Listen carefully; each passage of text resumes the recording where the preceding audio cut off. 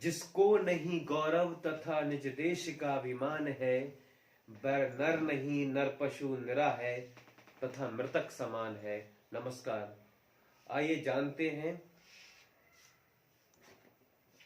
व्यंजनों के प्रकार। व्यंजन कितने प्रकार के होते हैं समझते हैं।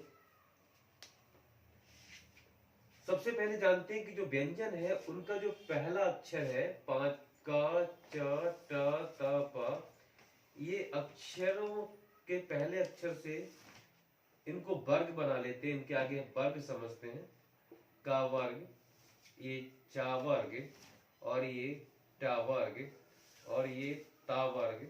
उसके बाद में ये है हमारा पा वर्ग।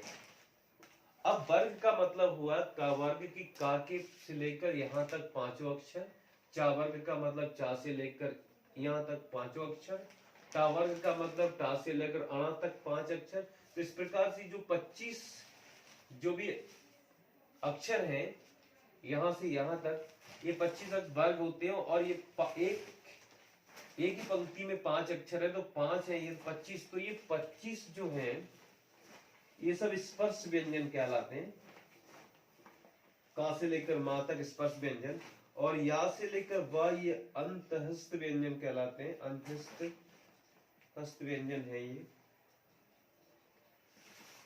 उसके बाद में ये जो श, सा, सा, हा, ये वाले ये व्यंजन कहलाते हैं ऊष्म, क्योंकि इनके उच्चारण से ऊष्मा बाहर आती है। ऊष्म का मतलब गर्मी, ऊष्म व्यंजन। और ये जो है छ, त्र, ज्ञ, श्र, ये संयुक्त व्यंजन कहलाते हैं।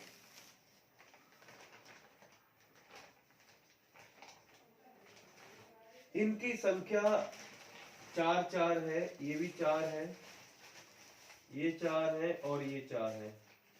और इनकी संख्या 25 है, 25 होती है व्यंजन जो वर्ग वाले हैं, मतलब जो स्पर्श व्यंजन है। 25 और 4 ये आ जाते। तो स्वतंत्र व्यंजन अगर पूछा जाता है, स्वतंत्र व्यंजन है वो है 33 है। उसमें से 4 व्यंजन संयुक्त हैं और 2 और हैं, ये अड़ा और ढा। इनका प्रयोग संस्कृत में नहीं होता लेकिन हिंदी में होता है। ये उत्क्षिप्त व्यंजन कहलाते हैं और द्विगुण व्यंजन भी कहते हैं इनको। द्विगुण और उत्क्षिप्त व्यंजन ये दोनों के नाम है।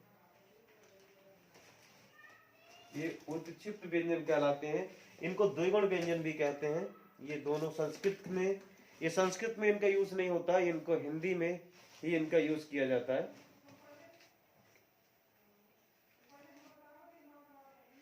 तो ये उत्क्षिप्त व्यंजन है, तो इसको हम लिख सकते हैं